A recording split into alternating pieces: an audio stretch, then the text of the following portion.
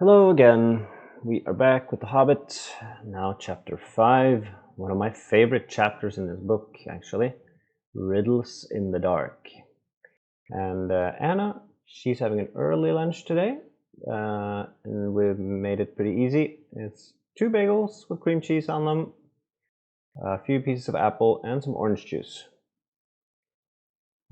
She seems to be happy with that, and it was easy for me, so we're all happy. When Bilbo opened his eyes, he wondered if he had, for it was just as dark as with them shut. No one was anywhere near him. Just imagine his fright. He could hear nothing, see nothing, and he could feel nothing except the stone of the floor. Very slowly he got up and groped about on all fours till he touched the wall of the tunnel. But neither up nor down it could he find anything, nothing at all, no sign of goblins, no sign of dwarves. His head was swimming, and he was far from certain even if the direction they had been going in when he had his fall. He guessed as well as he could, and crawled along for a good way, till suddenly his hands met what felt like a tiny ring of cold metal lying on the floor of the tunnel. It was a turning point in his career, but he did not know it. He put the ring in his pocket almost without thinking. Certainly, it did not seem of any particular use at the moment. He did not go much further, but sat down on the cold floor and gave himself up to complete miserableness for a long while. He thought of himself frying bacon and eggs in his own kitchen at home, for he could feel inside that it was high time for some meal or other, but that only made him miserabler. He could not think what to do, nor could he think what had happened, or why he had been left behind, or why, if he had been left behind, the goblins had not caught him, or even why his head was so sore. The truth was, he had been lying quietly out of sight and out of mind in a very dark corner for a long while. After some time he felt for his pipe. It was not broken, and that was something. Then he felt for his pouch, and there was some tobacco in it, and that was something more. Then he felt for matches, and he could not find any at all, and that shattered his hopes completely. Just as well for him, as he agreed when he came to his senses.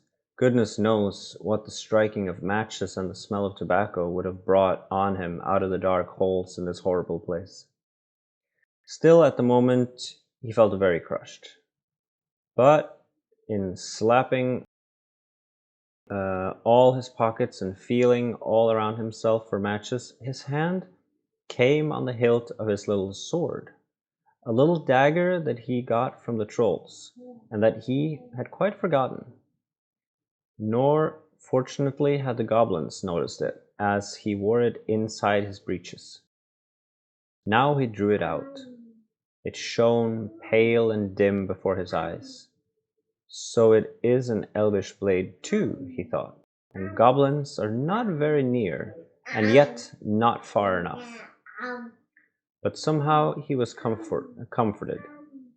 It was rather splendid to be wearing a blade made in Gondolin for the Goblin Wars, of which so many songs had sung. And also, he had noticed that such weapons made a great impression on goblins that came upon them suddenly.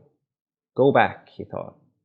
No good at all. Or go back, he thought. No good at all. Go sideways? Impossible. Go forward? Only thing to do. On we go.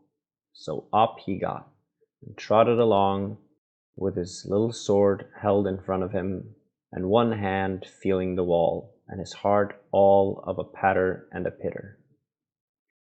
Now, certainly Bilbo was in what is called a tight place. But you must remember, it was not quite so tight for him as it would have been for me or for you.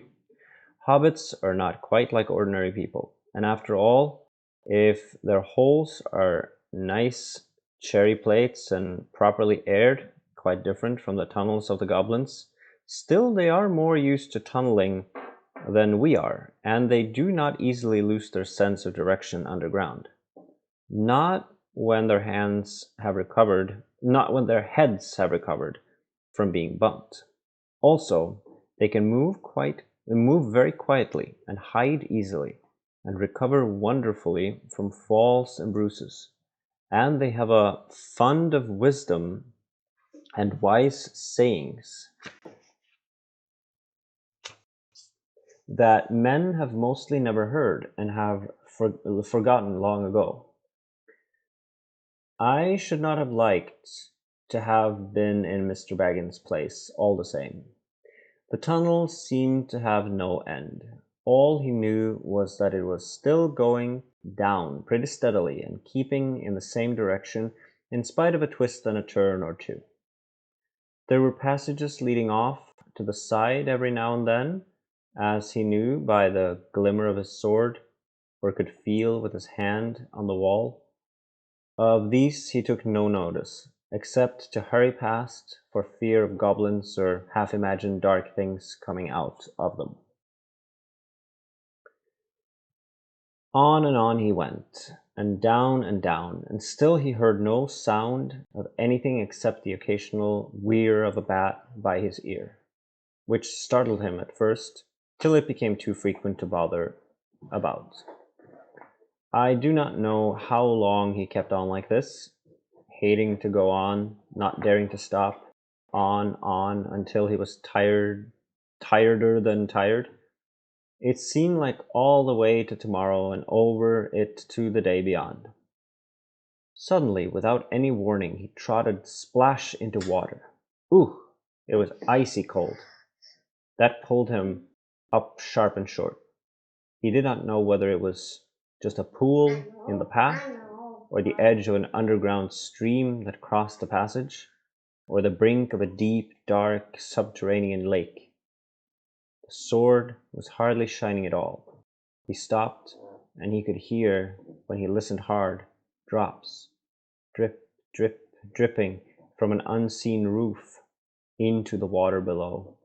There seemed no other sort of sound. So it is a pool or a lake, and not an underground river, he thought. Still, he did not dare to wade into the darkness.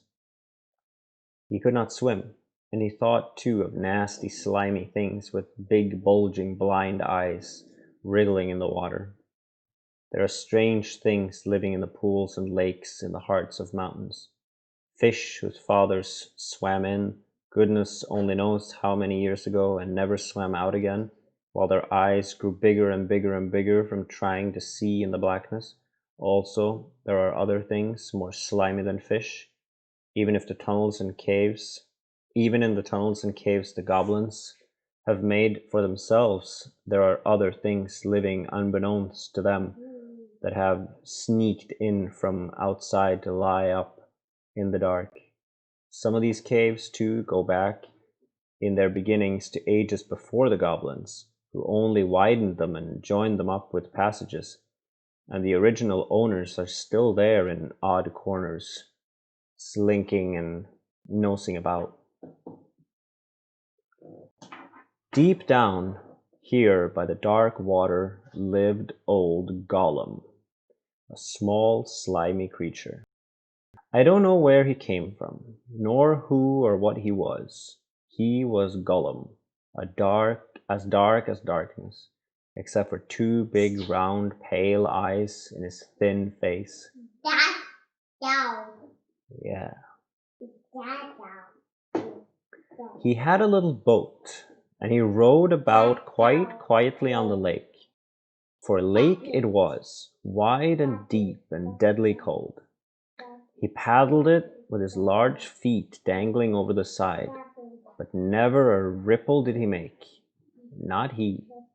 He was looking out of his pale lamp-like eyes for blind fish, which he grabbed with his long fingers as quick as thinking. He liked meat too. Goblins, he thought good when he could get it, but he took care they never found him out. He just trundled them from behind. It was if they ever came down alone anywhere near the edge of the water, whilst he was prowling about. Water? Oh, you want water? Water. All this talk of lakes make you want water? Yes. Water. Okay, sit down then. Sit down and I'll give you water. Mom. Me.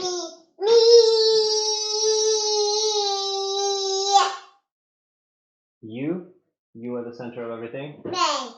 Okay. Me. Yeah, I know, that's how it works. Me. Hang on. Me.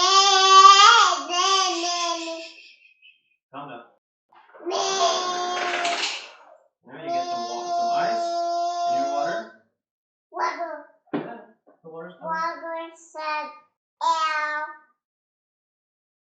Are you wearing cream cheese in your hair? Don't do that. That is not necessary. Here. Water. Here you go.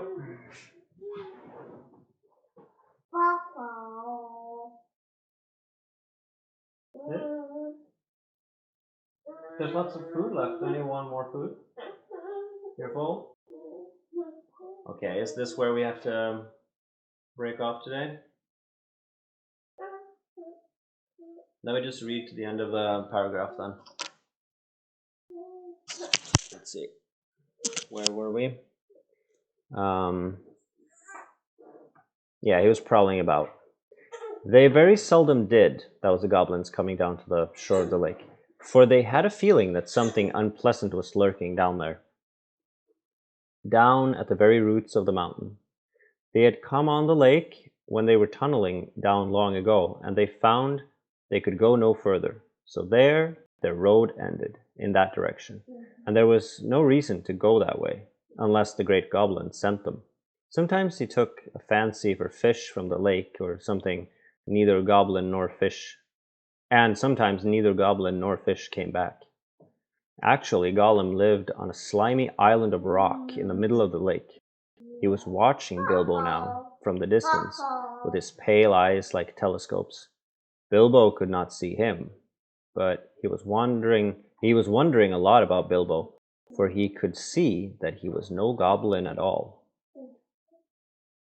I think that's where we stop, since you are kind of getting enough of sitting there.